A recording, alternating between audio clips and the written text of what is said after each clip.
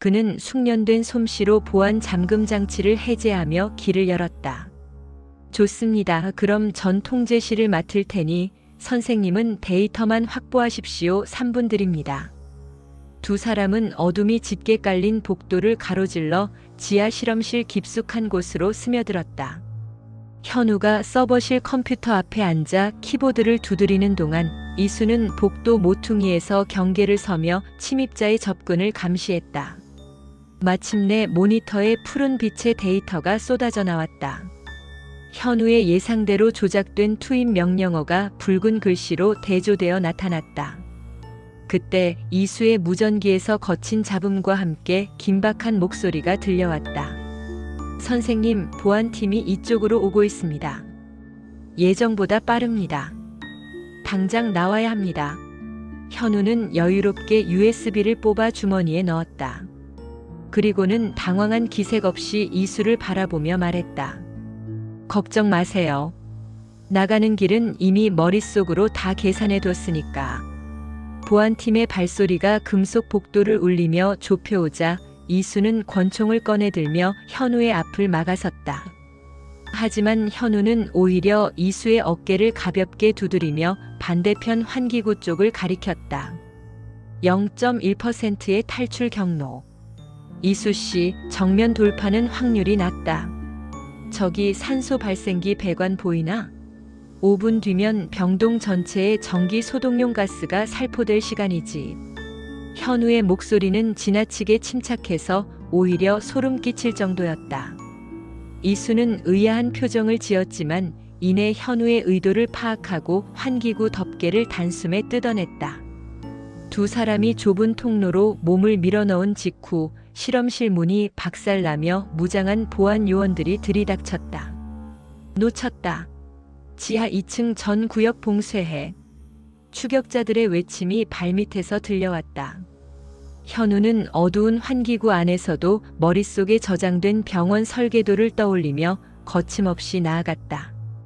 갈림길이 나타날 때마다 그는 공기 흐름의 미세한 속도 차이를 감지해 방향을 지시했다. 왼쪽이다. 거기엔 중앙 세탁실로 연결되는 수직 통로가 있어. 하지만 위기는 곧 찾아왔다. 수직 통로 끝에 도달했을 때 아래쪽에서 보안 요원 한 명이 사다리를 타고 올라오고 있었던 것이다. 이수가 대응하려던 찰나 현우가 주머니에서 의료용 메스와 작은 스프레이 병을 꺼냈다. 잠깐 내 방식대로 하지. 현우는 스프레이를 통로 아래로 분사했다. 그것은 실험실에서 급히 챙긴 휘발성 마취 유도제였다. 사다리를 오르던 요원이 힘없이 아래로 추락했고 그 소란을 틈타 두 사람은 세탁물 수거함 위로 뛰어내렸다. 선생님 정말 대단하시네요. 의학 지식을 이렇게 써먹으실 줄은 몰랐습니다. 이수가 거친 숨을 몰아쉬며 엄지를 치켜세웠다. 하지만 감탄도 잠시 세탁실 밖으로는 수십 대의 서치라이트가 병원 광장을 훑고 있었다. 현우는 땀에 젖은 머리카락을 쓸어 넘기며 차갑게 웃었다. 이제부터가 진짜다. 저기 대기 중인 구급차 보이지? 저게 우리의 유일한 탈출구야. 현우는 미리 해킹해둔 스마트키 앱을 작동시켰다. 구급차의 시동이 걸리며 요란한 사이렌이 울려 퍼졌다. 보안팀의 시선이 구급차로 쏠린 순간 두 사람은 반대편 쓰레기 수거 차량 밑으로 몸을 숨겨 유유히 정문을 빠져나갔다. 병원 담벼락을 넘어 미리 대기시킨 차에 올라탄 현우는 비로소 넥타이를 느슨하게 풀었다. 손에 쥔 USB에는 거대 제약사의 몰락을 가져올 치명적인 데이터가 담겨 있었다. 이수 씨, 이제 이 독을 누구에게 먹여야 가장 효과적일지 고민해 볼까? 구급차를 미끼로 던지고 쓰레기 수거 차량에 매달려 탈출한 현우와 이수는 도심 외곽의 안전 가옥에 도착했다. 현우는 옷에 묻은 먼지를 가볍게 털어내며 USB를 노트북에 연결했다. 화면에는 암호화된 파일들이 나열되었고 현우의 손가락이 건반을 두드리는 피아니스트처럼 매끄럽게 움직였다. 단순한 의료사고나 비리가 아니었군. 현우의 목소리가 낮게 가라앉았다. 모니터에는 병원 총수의 사망 기록뿐만 아니라 프로젝트 판도라라는 이름의 리스트가 떠올랐다. 거기엔 현직 장관부터 대법관, 심지어는 현우가 검찰에 있을 때 존경했던 선배들의 이름까지 빼곡히 적혀 있었다. 선생님, 이건 국가 전체를 뒤흔들 수 있는 리스트입니다. 우리가 건드린 건 거대한 거미줄이었어요. 이수가 권총 탄창을 점검하며 긴장된 목소리로 말했다. 하지만 현우는 오히려 창가로 다가가 칠흑 같은 어둠을 응시했다. 다시 잘난 체하는, 아니 모든 것을 꿰뚫어보는 천재의 눈빛이 돌아와 있었다.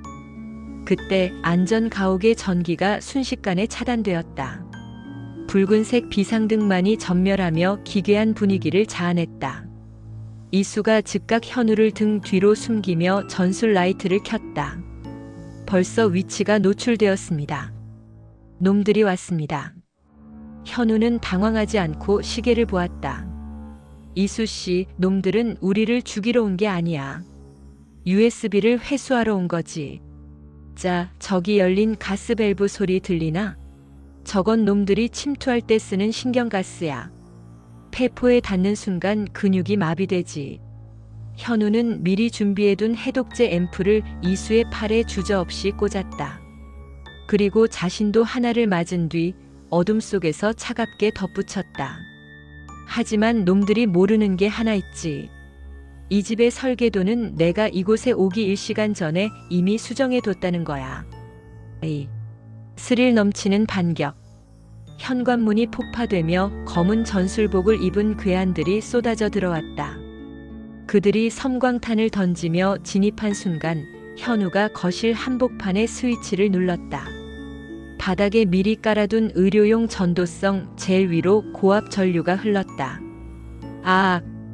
비명과 함께 앞선 괴한들이 쓰러졌고 그 혼란을 틈타 이수가 전광석화처럼 움직였다. 이수의 격투술과 현우의 급소 지시가 완벽한 조화를 이루었다.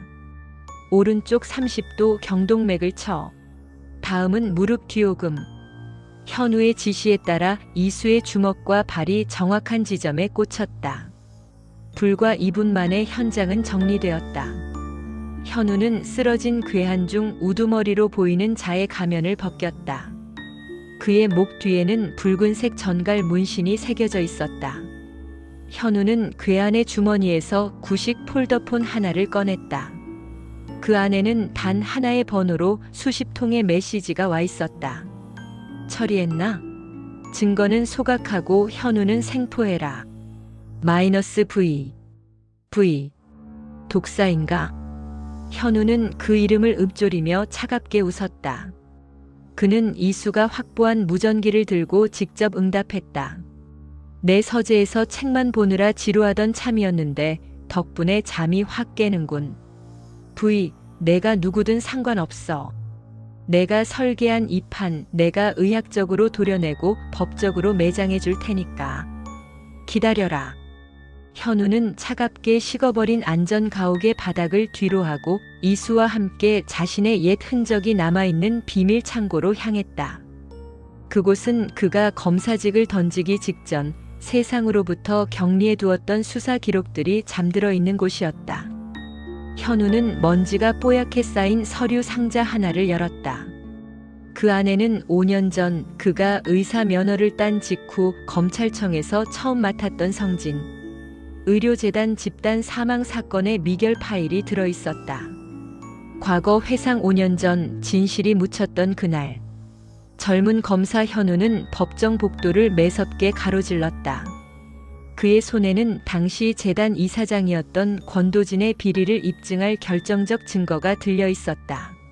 하지만 법정 문을 열기 직전 그의 앞을 가로막은 건 다름 아닌 그의 멘토이자 차기 검찰총장 후보였던 안태준 부장검사였다.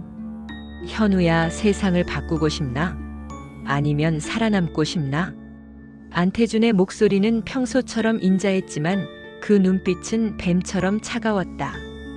그는 현우의 손목을 잡으며 나직하게 은조렸다. 이 사건 여기서 덮어라. 이건 단순한 의료사고가 아니야.